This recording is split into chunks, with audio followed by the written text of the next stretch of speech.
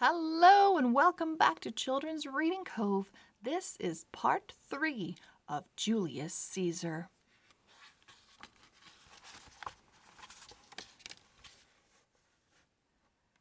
The air was shrill with shouts and screams. The crowds ran, scattering in all directions, like the broken pieces of a shattered glass.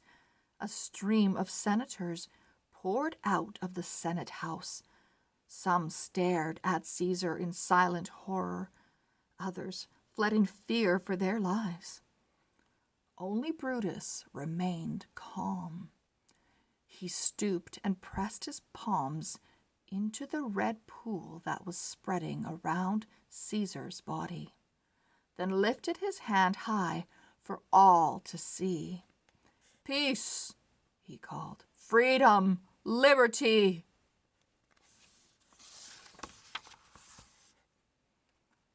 At that moment, Mark Antony appeared.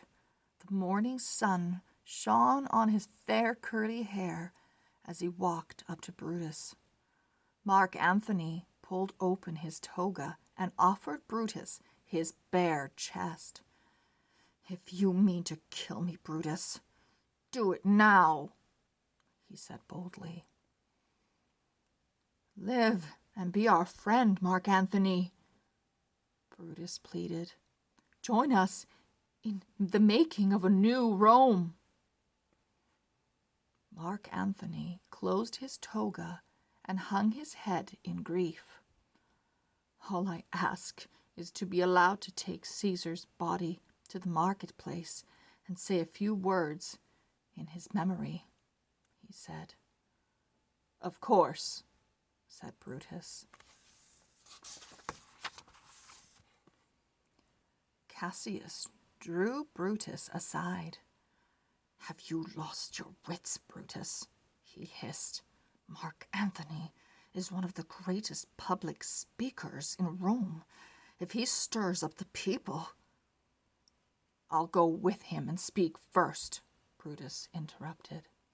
"Once I've made the people understand why Caesar had to die, Mark Antony will not dare to say a word against us."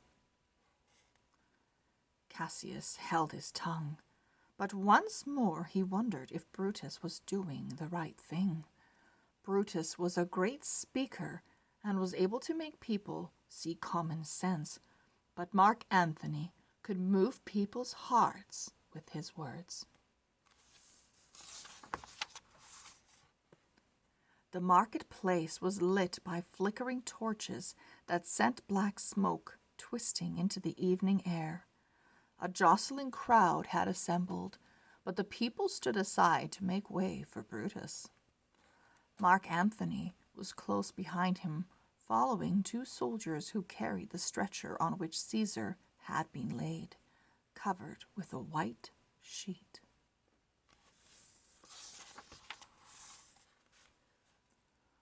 When Brutus reached the middle of the square, the crowd formed a circle around him. Some stood on the backs of carts to get a better view. Everybody knew that something important had happened, but nobody was sure why. They hoped that Brutus would be able to explain, as he had explained so often in the past. "Fellow citizens," Brutus began, "you know me as a man of honor. I respected Caesar as much as anyone here, and I loved him as a friend. But he had grown too powerful. He became cruel and ruthless, and he would have been a tyrant if he had been made a king. It would have meant the end of freedom in Rome. I stabbed Caesar so that you and your children and your children's children would have liberty, not slavery." Brutus lifted the dagger with a blood-stained hand, and the blade gleamed crimson in the torchlight. "This is the dagger I used on Caesar," he declared. I will use it on myself now, if the Roman people wish me to." A voice from the crowd called out, "No! Live, Brutus, live!" More voices joined it, until it seemed that the whole marketplace was chanting Brutus's name. Brutus held up his hand for quiet, and when it came, he said, "I must leave you now, but I have given Mark Antony permission to speak. Stay and listen to him." "He'd better not say anything against Brutus," someone shouted. "Brutus killed his best friend to give us liberty," someone else said.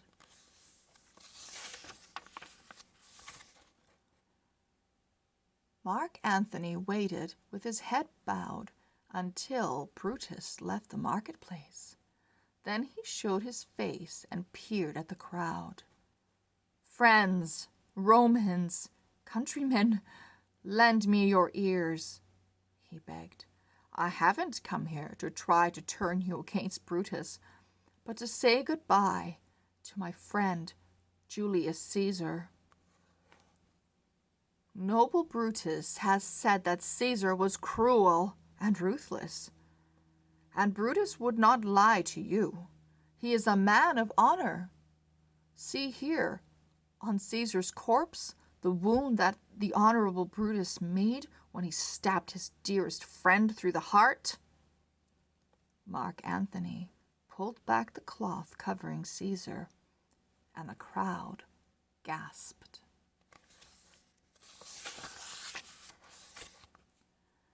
As the people stared at the bloody corpse, with its wounds gaping like red mouths, Mark Antony drew a parchment from the folds of his toga.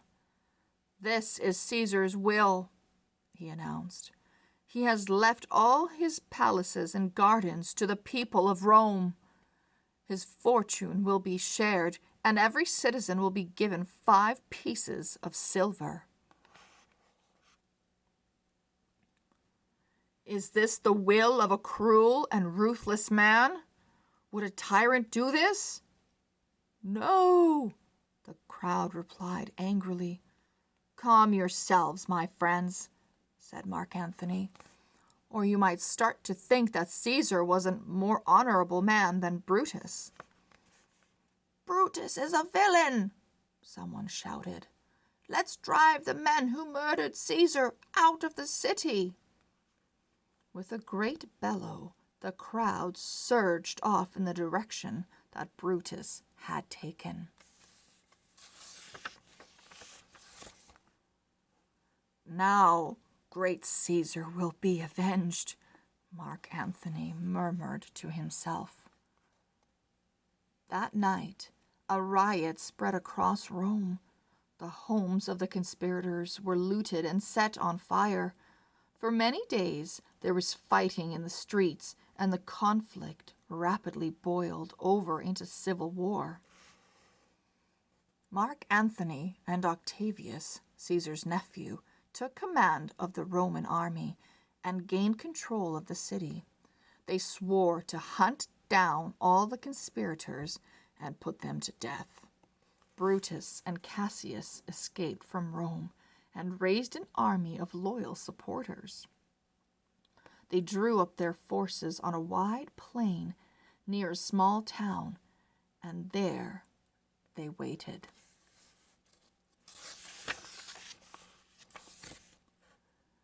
It was not long before the army of Mark Antony and Octavius found them.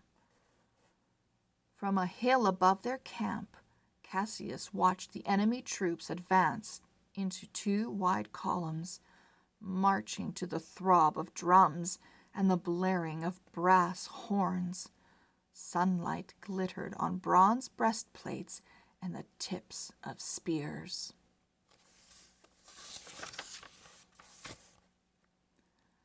"This may be the last time we meet, so farewell, Cassius," Brutus said, grasping Cassius's hand. "Farewell, my friend," said Cassius. "If we do meet again, we'll smile about this moment over a cup of wine. If not—" He shrugged and walked away. The armies clashed, and for a long time there was noise and confusion. But by late afternoon, the outcome of the battle was clear. Brutus and Cassius had been defeated. Cassius died fighting, and when they learned of his death, the last of his troops gave up hope and fled.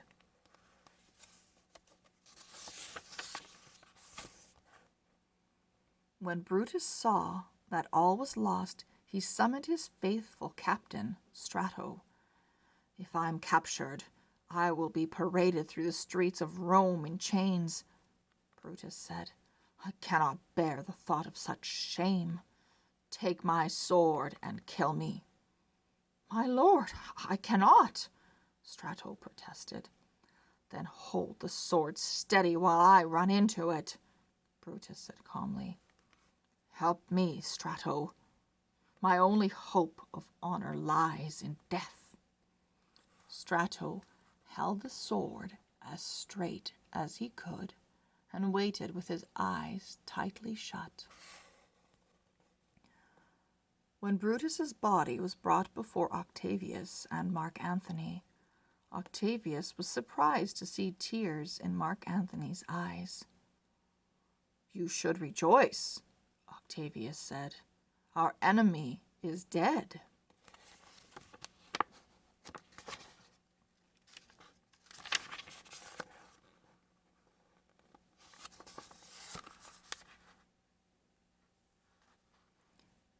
"He was the noblest of us all, Octavius," said Mark Antony.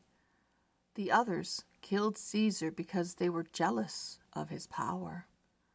Brutus only did what he believed was right. Now Brutus and Caesar are gone, and Rome will never see such greatness again." The two men stared at each other in the red light of sunset and wondered what kind of victory it was that they had won.